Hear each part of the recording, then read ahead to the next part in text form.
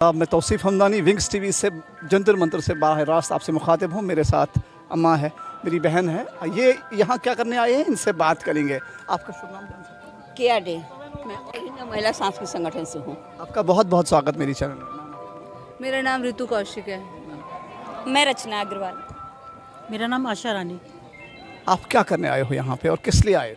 इधर आई हूँ, जो कदम ये लोग उठाई है इसको हम साथ देने के लिए इधर आए हैं। जिस दिन आंदोलन की शुरुआत हुई है उसी दिन से हम लोग ऑल इंडिया महिला सांस्कृतिक संगठन से इधर भारी संख्या में आ रहे हैं। हमारी साथियों आ रहे हैं और इनको साथ हम लोग माने किसी भी तौर पर ये लोग जाए उधर तक जाने के लिए हम लोग तैयार है। कुछ भी करना पड़े हम लोग करेंगे इनके लिए, लेकिन आंदोलन को हम लोग कामयाबी की ओर लेके जाएंगे। इस संघर्ष में आपको कितनी मुश्किलात लगती है?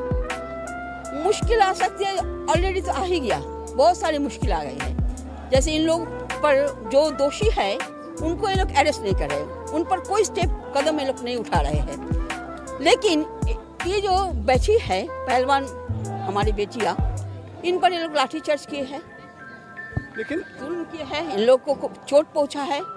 वो लोग नहीं चाहते हैं कि जो सड़क पर उतारने की लोग हिम्मत की है ये उन लोग को कामयाब हो। वो लोग चाहते हैं इन लोग को दबाने के, जैसे हर एक लड़के ये लोग दबाते हैं, कुचलते हैं। वो लोग चाह रहे हैं इन लोग को भी ये लोग माने पीछे डाल दें। मैं समझ सकता हूँ। करने को नहीं देंगे, हम इन लोग को हौसला बढ़ाएंगे, आगे आएंगे और दुनिया का लोगों को इसका साथ हम लोग इकट्ठा होने के लिए बोल रहे हैं। खास करके हमारी देश की जो महिलाएं हैं, जो आम जनता है, बुद्धिजीवी है, जो लोग प्लेयर्स है, सारे को हम लोग इधर अपील करते हैं। जगह जगह में हमारी संगठन की ओर से ऐसा आंदोलन भी हम लोग फैला रहे हैं।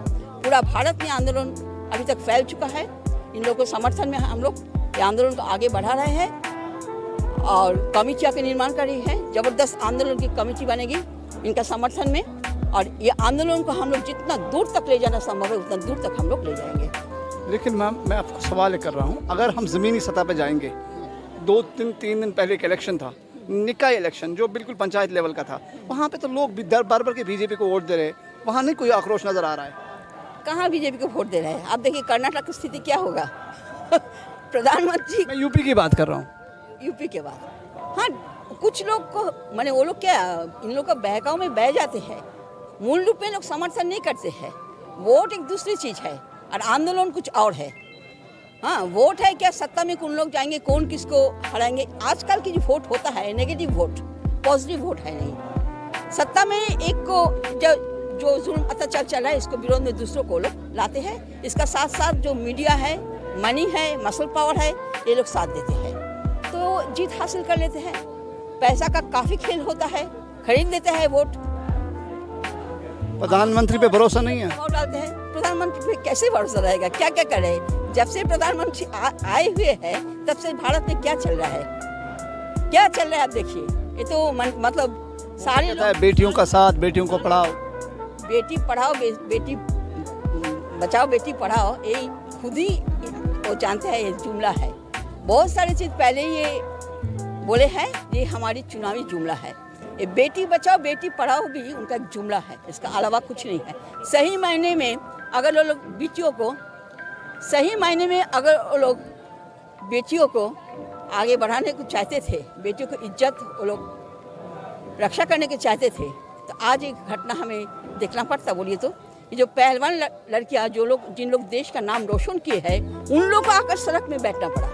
तो स्थिति क्या है देश का? स्थिति कोई जुमला है, जुमला छोड़ के कुछ नहीं है। सही मायने में महिलाओं का कोई इज्जत ही नहीं है। हर एक दंगा में हम लोग क्या देख रहे हैं? बिल्किस बानो पर जो लोग अत्याचार किया था, जुल्म किया था, कई मर्डर किए थे, इतना सारे महिलाओं पर अत्याचार किए, उन लोग को क्या हुआ? रेमिशन करा दिया। रेमिशन कर पर उन लोग को स्वागत किया गया जैसे बहुत बड़ा लड़ाई ये लोग जीत के, देश के लिए बहुत बड़ा लड़ाई ये लोग जीत गए हैं।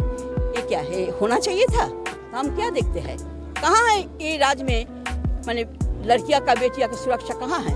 कहीं नहीं है। बल्कि हर लड़की, हर महिला उस जब घर से बाहर निकलती है सुबह, तो उनका जो गार्जियंस है वो भी बहुत तनाव में रहते हैं और लड़की खुद भी तनाव में रहती है। आज हम निकल रहे हैं, लौटेंगे किस ढंग से, तनाव में रहते हैं। ये तो है, आज का तो यही इराद में तो यही हो रहा है।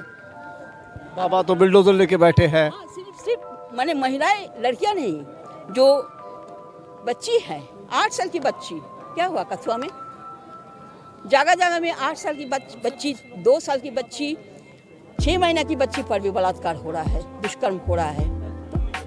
बेटियों का सुरक्षा कहाँ है? कहीं नहीं है कहीं? आपने ज़मीन से जुड़े हुए सवाल उठाए यहाँ पे, जो सरकार पे आपने उठाए हैं। क्या आपको लगता है ये बातें असर करेगी आम इंसान तक, जो आपकी बात पहुँचेगी? क्यों नहीं करेगा, जरूर करेगा। आम इंसान भी जानते हैं, वो भी सरकार से नाराज है, लेकिन कहीं दबाव में आकर, कहीं लालच में आकर, कहीं दूसरा मीडिया का भड़काव में आकर ये लोग कर रहे हैं। अब देखिए जितना सारे मीडिया आज ये इन लोग की लड़ाई की बात लेकर, कौन सा मीडिया इसको फोकस कर रहे हैं? देश की महिला से अपील कर सकते हैं। आप अपील करिए देश की महिलाओं को। हाँ, मैं तो हमेशा देश की महिलाओं से अपील करती हूँ कि वो आगे बढ़े, कदम उठाए, हिम्मत जुटाए, और लड़ने के लिए हम महिला संगठन में पूरा भारत भर में उनके साथ देने वाले हैं। वो कहीं झुके ना, कहीं दबे ना, वो लोग आगे बढ़े और अपनी लड़ाई उनको खुद लड़ना पड़ेगा। ये लड़ाई को सशक्त ढंग से निर्माण करें, तभी देश में नारी मुक्ति मुमकिन है, अदरवाइज नहीं। तो क्या करने आई है आप? ये जो रेसलर्स सिस्टर्स हैं यहाँ पर, जो धरना पर बैठी हुई हैं, उनको सपोर्ट करने के लिए आए हैं, क्योंकि एक भारतीय जनता पार्टी के एमपी जो बहुत ही एक संवैधानिक पद पर बैठे हैं, उनके ऊपर बहुत ही गंभीर आरोप लगे हैं। लेकिन सबसे बड़ी बात यह है कि संविधान में बैठकर जो लोग कानून बनाते हैं, वो लोग अपने ऊपर उन कानूनों को लागू होने ही नहीं दे रहे हैं। तो इसीलिए हमें यहाँ पर आना पड़ा। बीजेपी बोल रही है यहाँ पे सियासीकरण हो रहा है, सब सियासी जमातें बैठी है। जी बिल्कुल, सियासीकरण तो होना ही चाहिए ना, क्योंकि जब मोदी जी सत्ता में आने वाले थे 2014 में, तो उन्होंने ही सियासत शुरू करी थी कि जब बहुत हुआ महिलाओं पर वार, अब की बार भारत मोदी सरकार। तो अब जब महिलाएं पूछ रही हैं कि ये वार क्यों नहीं बंद हो रहा है, ये तो आपके में तो ज्यादा बढ़ गया। वो तो बोल रहा है मैंने एफआईआर दे दी, आप क्या चाहिए आपको? एफआईआर से के बाद जो स्टेप है वो भी तो कानून में कहीं लिखा हुआ है ना, कि एफआईआर पॉक्सो के तहत अगर एफआईआर दर्ज हुई है तो 161 के तहत बयान हो चुके हैं, जो भी हमारी जो बहनें हैं जिन्होंने आरोप लगाया है। लेकिन जो मजिस्ट्रेट के सामने 164 के बयान होने चाहिए थे, वो अभी तक नहीं हुए। ये भी तो हमारा संविधान कहता है ना। तो क्या मोदी जी ने आधा संविधान पढ़ा है क्या? पूरा संविधान पढ़िए मोदी जी, हम आपके ही बच्चे हैं। हम आपसे रिक्वेस्ट करते हैं एक प्रधानमंत्री होने के नाते कि आप हमारी बहनों को न्याय दिलाइए। जब इस लेवल की जो लड़कियां हैं वही न्याय के लिए सड़कों पर बैठने पर 1 महीना होने जा रहा है, 26 डे है आज, 26 डे से वो यहाँ इंतजार कर रही हैं न्याय का। तो वो बच्चियाँ जो कटवा में या उन्नाव में या गुजरात में या वो राज्य बिल्कुल इंटीरियर में जो लड़कियाँ हैं जिनके साथ अपराध होते हैं, उनको न्याय मिलना तो बहुत दूर की बात है। तो इसीलिए हम आए हैं कि अपनी बात सुनाने के लिए अपनी सरकार को, ताकि सभी महिलाओं को न्याय मिले। देश के प्रधानमंत्री से क्या आह्वान है?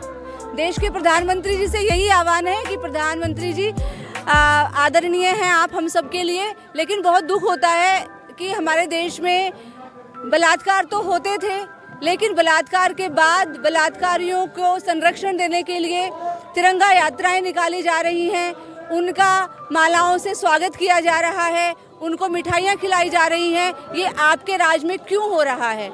बेटियों को बलात्कार करके मारा तो जाता था, लेकिन बलात्कार करने के बाद उनके माँ बाप को बिना बताए रात के अंधेरे में लाश के ऊपर पेट्रोल छिड़क कर एक बेटी को मार दिया जाता है। मोदी जी, ऐसा क्यों हो रहा है? ये हमारे देश की परंपरा नहीं है। ये हमारे देश के जो शहीद हुए हैं, नेताजी सुभाष चंद्र बोस, जिनकी आपने मूर्ति लगाई है इंडिया गेट पर, क्या उन्होंने इसी भारत का सपना देखा था कि हमारी बेटियां, कि वो इंडिया गेट, आप बहुत इमोशनल बातें कर रही हो, वो इंडिया गेट पर अपनी मूर्ति में खड़े होकर क्या देख रहे हैं कि उनकी बेटियां आज अपनी अस्मत की रक्षा के लिए यहाँ जंतर मंतर पर बैठेंगी? कभी ऐसा सोचा नहीं होगा गांधी जी ने, नेताजी सुभाष चंद्र बोस, भगत सिंह, चंद्रशेखर आजाद, अशफाक उल्लाह खान, प्रीतिलता वादेदार, इन लोगों ने ऐसे भारत का सपना नहीं देखा था। तो हम चाहते हैं मोदी जी हमारे शहीदों के सपनों का भारत बनाइए, जहां हमारी बेटियां सर उठाकर घूम सकें, स्कूल जा सकें, कॉलेज जा सकें, अपने काम कर सकें। हम यही मोदी जी से रिक्वेस्ट करते हैं। आपका बहुत बहुत धन्यवाद मैम। बहुत शुक्रिया।